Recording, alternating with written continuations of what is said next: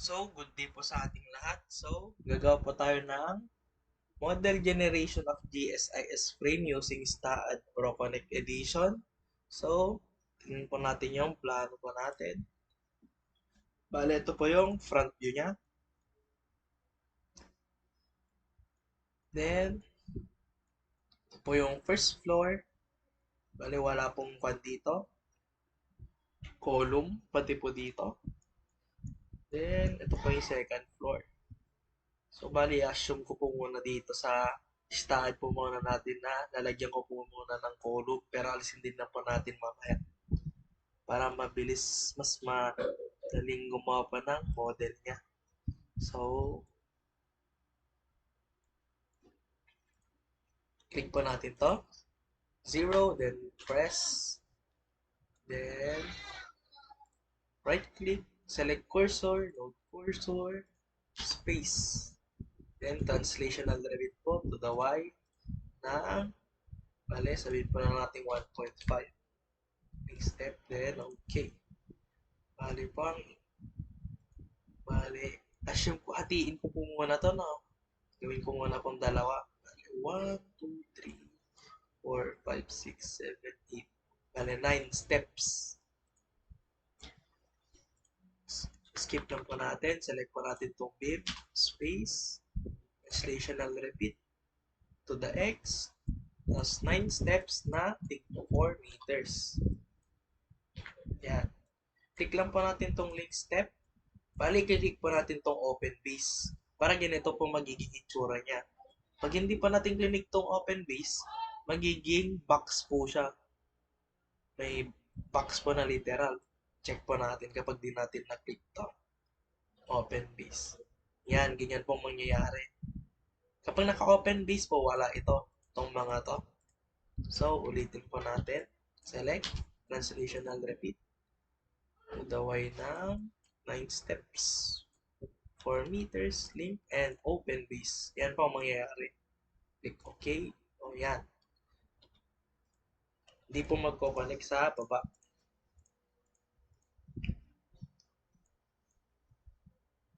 Then, bale, 3 steps dito sa 1, 2, 3 sa side. Bali, dalawang 4.25 at isang 2.5. So, po tayo dito. Select all po natin. Control A. Space. Translational repeat to the Z. Kasi ito po yung Z direction pag ganito po siya. Z. 3 steps na 4.25. Palitan na po natin isa na 2.5. Link steps, then open base po ulit. Click OK. Yan. So, check po muna natin yung distances niya kung tama din lang.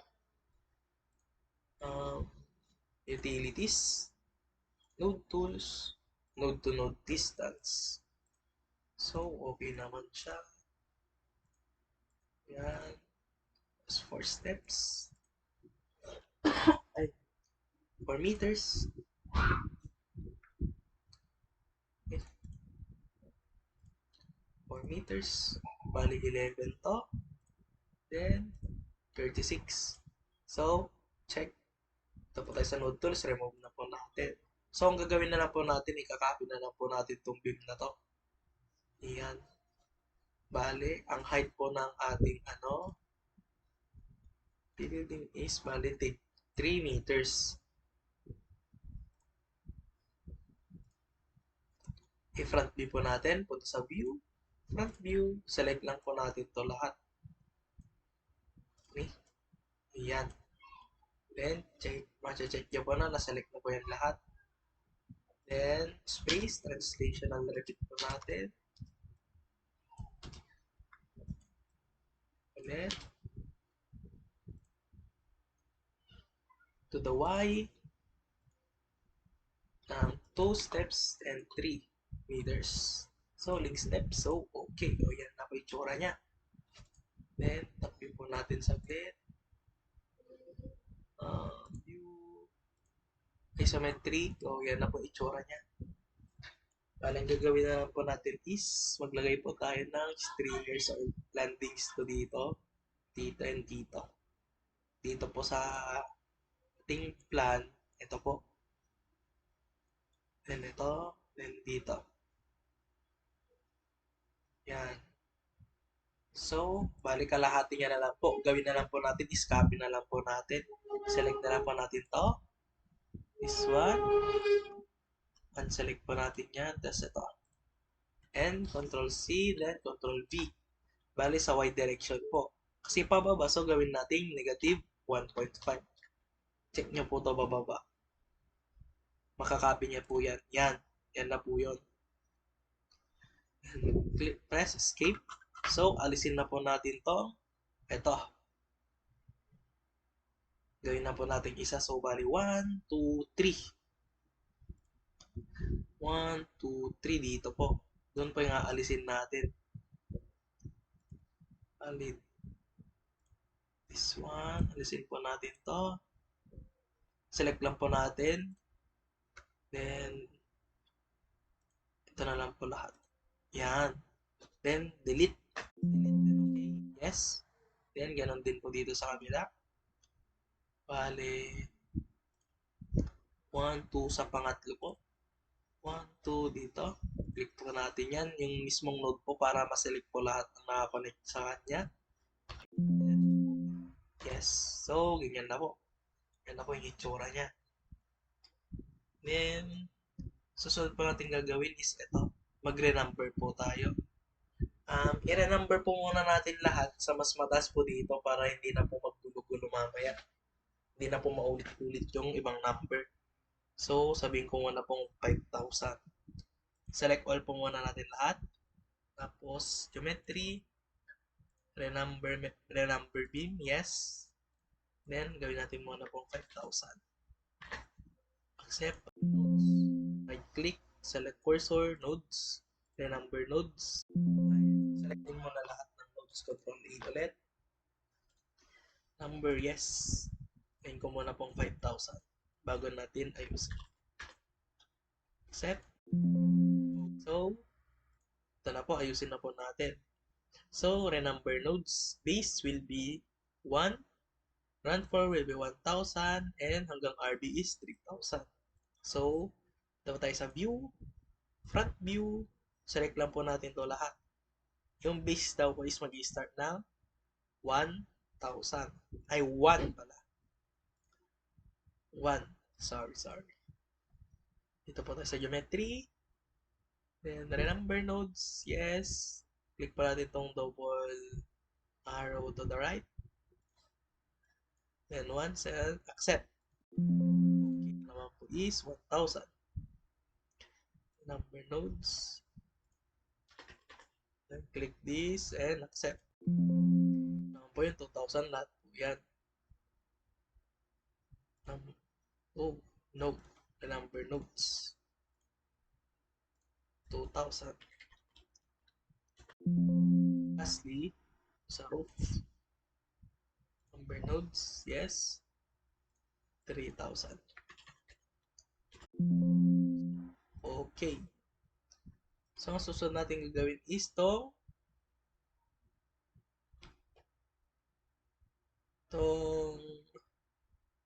beam.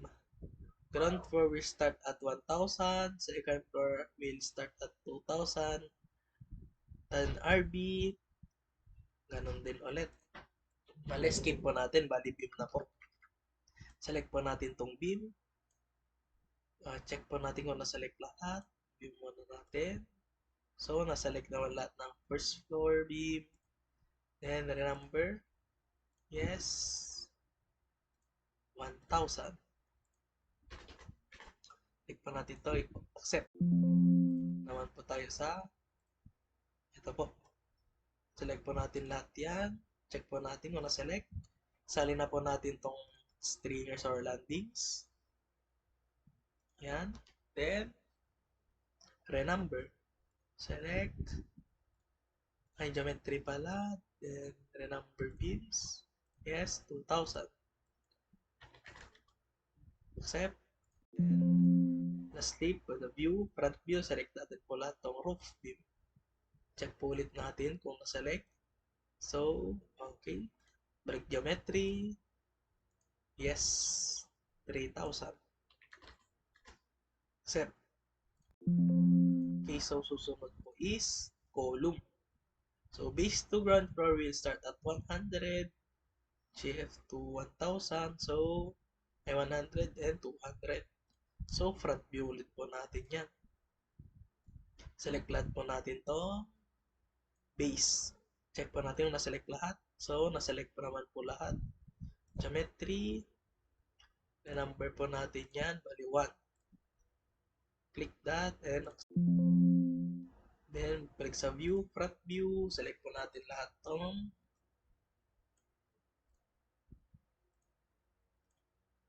second floor.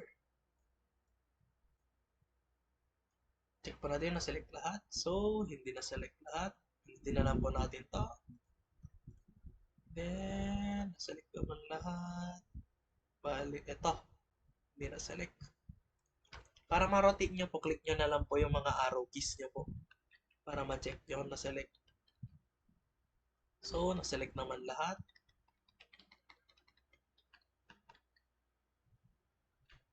Okay, then, sa geometry, number po natin. Yes, 100. Last floor. Front view po ulit natin. Ay, third floor, second floor pala. Yan o. So, okay na yan. Re-number ulit natin. Ng 200. Accept. So, para ma-check nyo po, front view natin muna.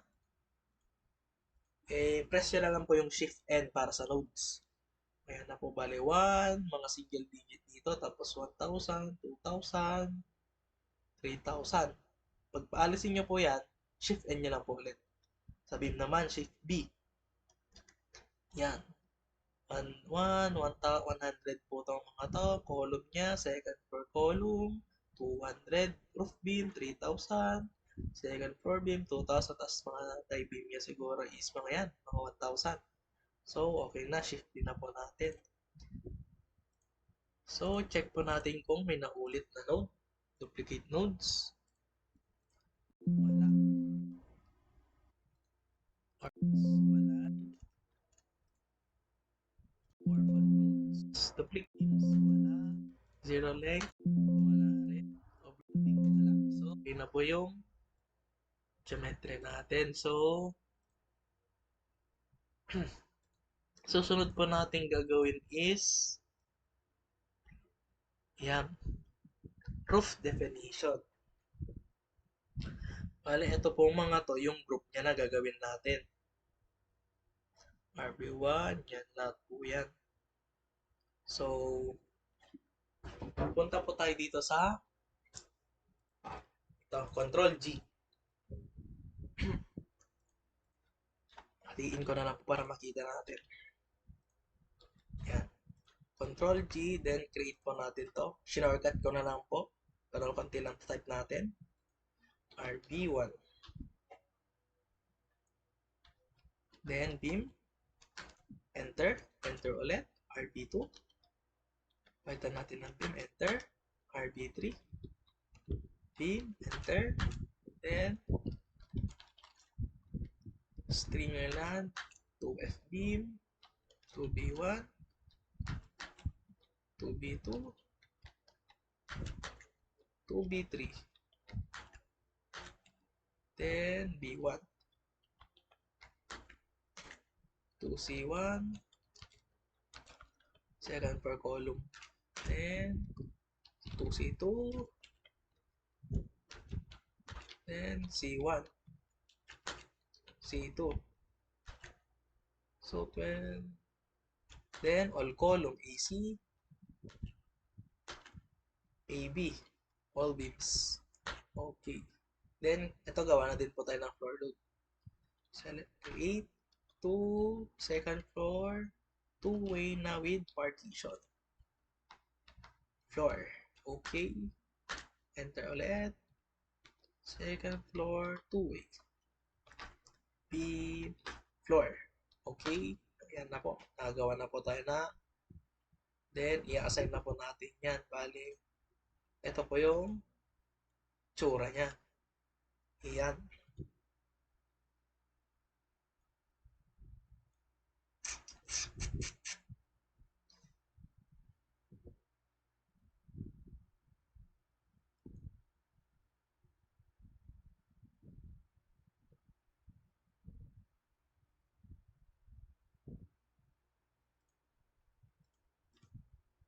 Oh,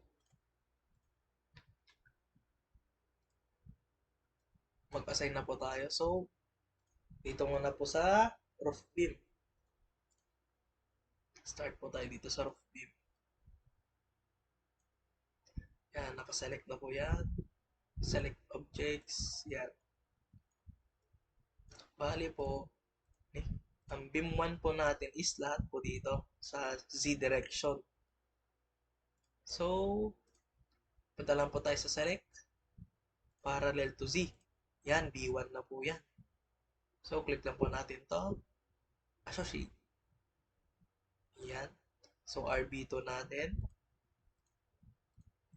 Ito po yung B2. This one. Ito. So, mano-mano yun po natin i-select. Yan. Yan po yung B2 natin. Associate. Then, para ma-ano yung natira po yun yung RB3, i-ano na lang po natin to ng Z, select, tas inverse. Yan na po yung RB3 natin. Yan, associate lang po natin. Then, check po natin. So, okay. Then, punta tayo dito sa view. Yan. Ito naman po yung stringer land. Select po natin to. Ito, and ito. Oops. Yan. Associate. Then, sa beam naman sa second floor. Front view po natin. Tapos, select lang po natin to. Click po natin to. Ganun po ulit. Yung 2B1 natin is parallel sa Z.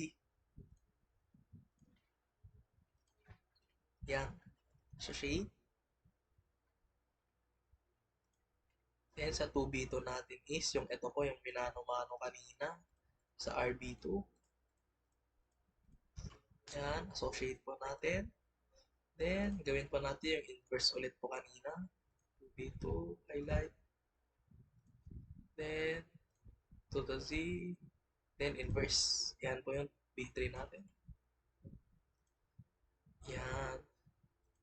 Then view. Bali, lahat naman na po to yung B1 natin. So, select na lang po natin yan lahat. Check po natin yung na-select lahat. So, ayan na po yung B1 natin. Yan. So, yung C1 natin and C2. So, ito po yung C1 natin sa may 4.25 band ng dalawa.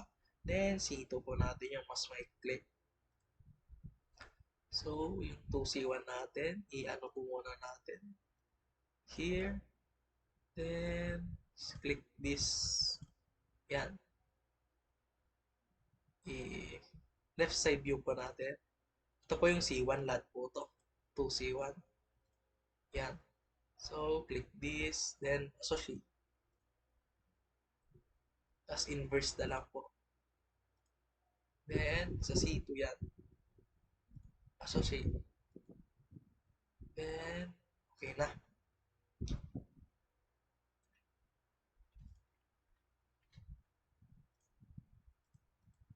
Tapos po dito sa front view po natin, ito. Sali ko na lang po yung C1 and C2 dito. Ito po yung height na to. Mali lahat na lang po to. Then this one. Check po natin kung may hindi na-select. Ito.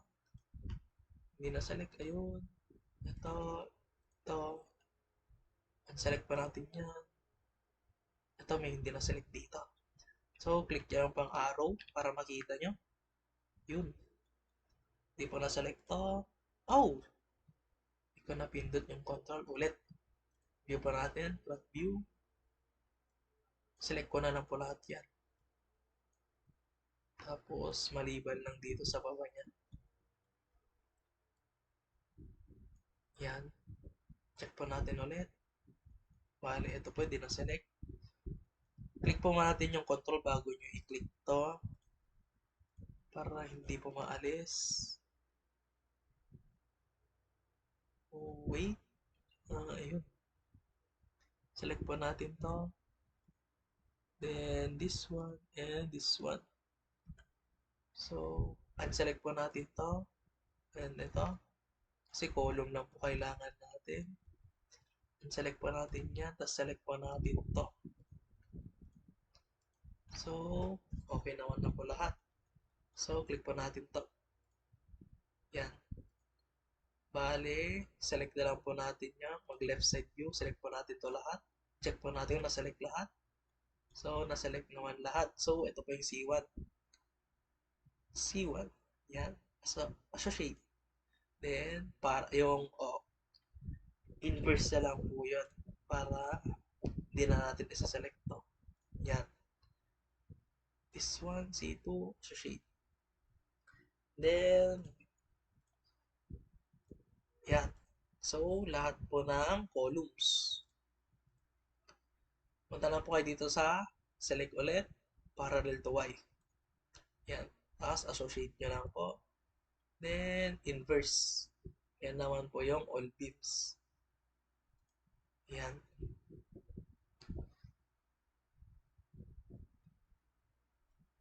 Bali, yung floor assign po is second floor. Yun.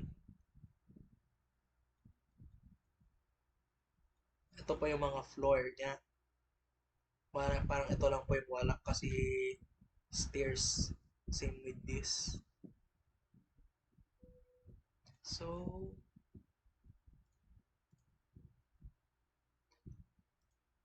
front view ulit. Punta tayo sa second floor. Select natin. Then, top view. Yan. Bali, ito pong 2F2P na to is ito po. Yan. Yung mga may partition. Yan. Tapos, this one. May partition din po dito sa taas na banda. Yan. Then, associate lang po natin yan. Then, yung isa naman po is ito po. This one is stairs po kasi ito. Ito dito and dito po. Stairs din po kasi ito. So, associate lang po natin. So, okay na po yung groups natin. Bali, i-recheck na lang po natin muna. And, RB1. So, okay. RB3. Second floor naman na beams. Beam 1. Column, second floor. So, okay naman na po yan. This. All column. All beams, second floor. Then, walang party. So, okay na po yan. Then, close. So pa natin gagawin is properties. Mali, magkakaano na po yan hanggang dito sa 12. Magkakasunod, gawa na lang po natin ang ganito. Size. Punta lang po kayo dito sa properties. Define. Mali, rectangle. Ito po muna unang size. 0.5 by 0.3. Then, click enter. Bali, 0.5 by 0.25. Enter. 0.2 by 4. Enter.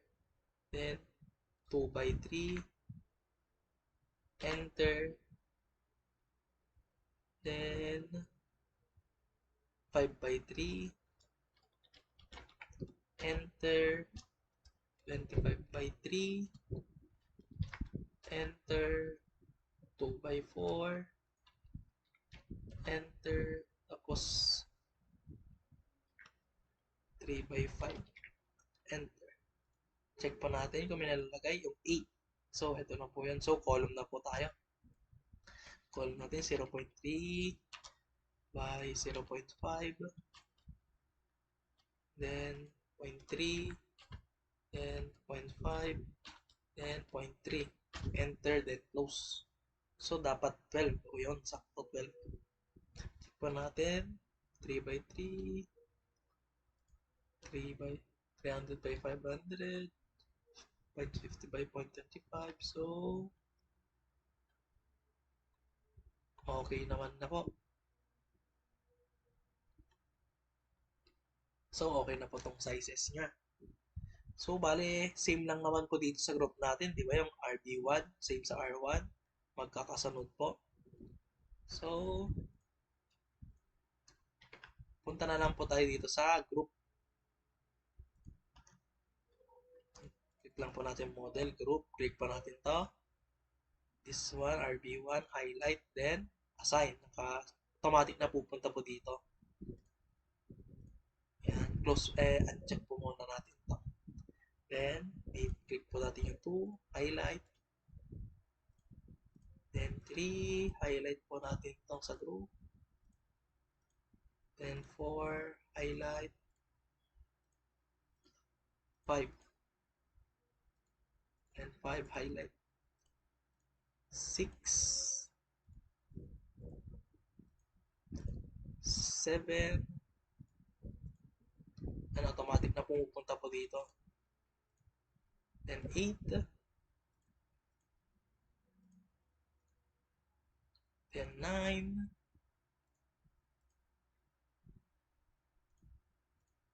and 10, 11, then 12. Yes, then, so, close po muna natin to. So, meron na po tayong model. Check po natin. Yan na po yung itsura niya. Kaya may model na po tayong nagawa. So, pansinin niyo po, di ba, may mga ganyan. Ayusin po natin mamaya. Yan. Para sa makto. Close na po natin yan. Then, susunod po natin gagawin is, ito, palitan po natin. Bali, 3,000 PSI muna po. Punta po tayo sa utilities, command file, save. Ito po natin i-edit. Yan. Bali, ito po, gawin po muna natin.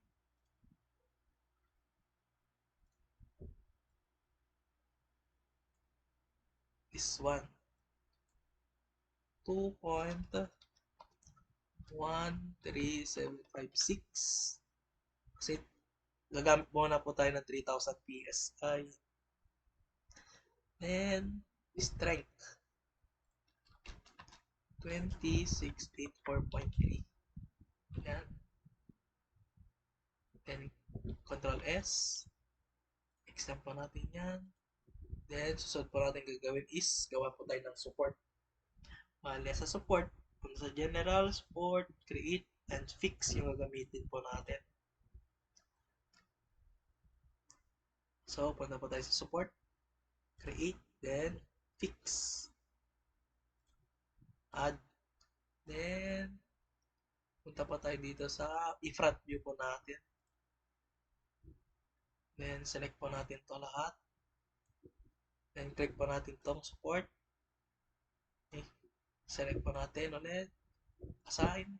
Yes. Yan, meron na pong mga support. Then, sa specifications na po tayo. Specifications dito is, kasi na po muna natin to.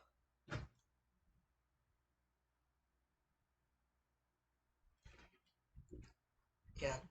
4 columns. Ito po yung specification niya. And for beams, ito po. So,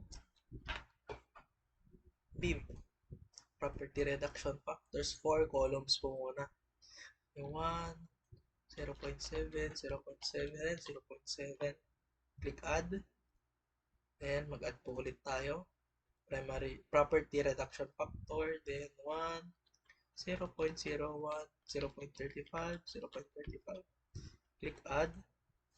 Then, ito na po. Gamitin natin po ulit yung ginawa nating group. So, Control G, all, ayan po, all columns. Highlight po natin. Tapos yan, automatic po magaganyan. So, assign. Yes. Click po natin to. Click po natin tong all beam. Highlight. Assign. Yes. So, check po natin. Highlight. So, column and bin. So, okay na po tong reduction factor. So, gawa na po tayo ng release naman po para sa mga sa stringer and lance.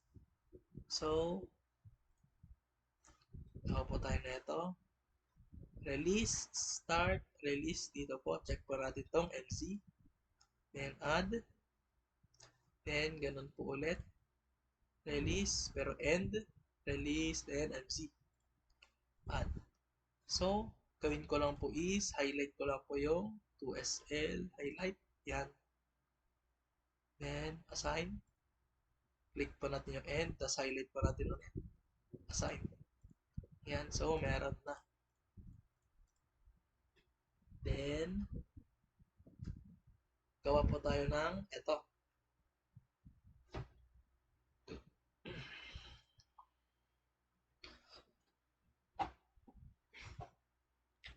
Punta po tayo dito sa beam, then offset. Yan, gawaan po tayo ng ganito. Bale, 0.25 po itong R1, R2. So, pag-isahin ko na lang po to. Kasi same lang naman na R1, R2, R5, R6, at saka R8. Gawin ko na lang pong negative 0.25. Ay, saway po natin nilalagay ito. Start, add. Then, dito po sa offset po ulit. Negative 0.25. Add. Pero end. Yan. So, ang gawin ko na lang po dito is, bali RB1. Copyin ko na lang po to. Then, RB2.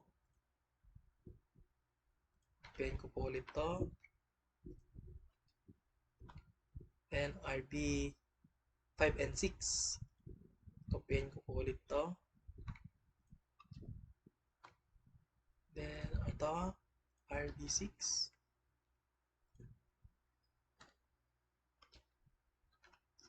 Then, last one sa R8.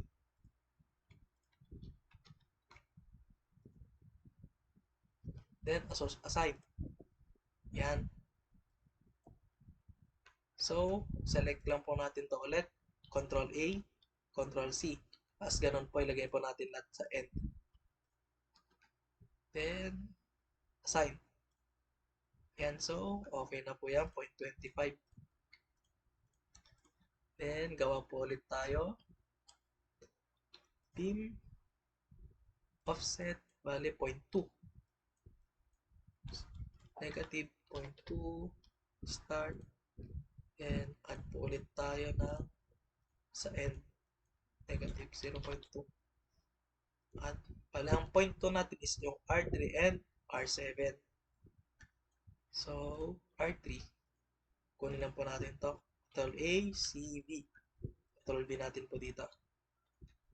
Then, R7. Control A, C, V. Then, space po natin dito. Space, then Control V. Then, assign. Tapos, Control A lang po natin to lahat. Control C, V. Then, punta tayo dito sa N. Control V. Then, assign. So, okay na po yung point 2 natin. Then, point 15 na po yung susunod. Bale,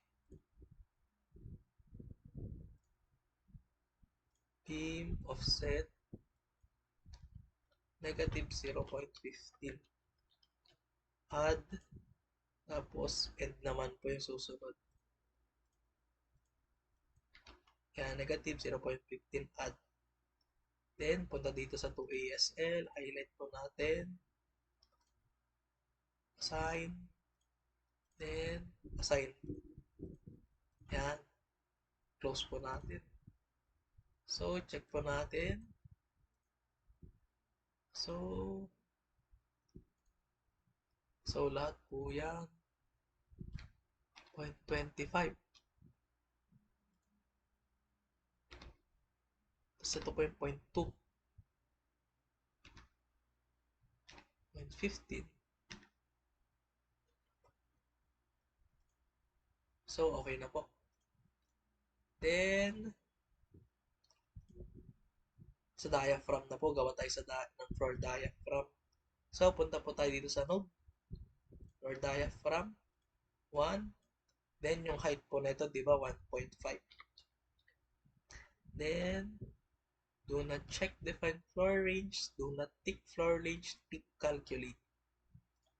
So, dito po, select tools lang po natin yan. Then, 1.5, then add. Then, add po tayo ulit. Node 2, bale, 1.5 plus ito po. Bali 3, di ba? So, 4.5. Then, uncheck po natin yan. Then, add.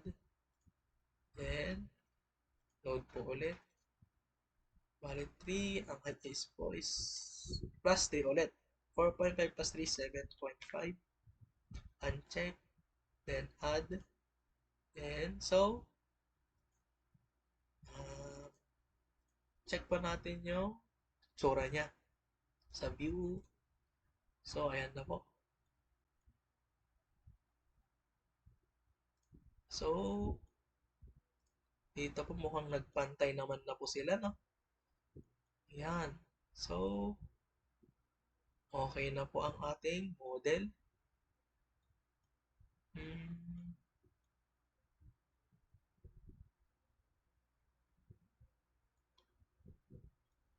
So, okay na po yung model natin. Oh, wait. Dapat po naka-straight. Okay lang pala. So, that's all. Thank you for watching. And, tapos na po yung model generation ng GSIS. Thank you and goodbye.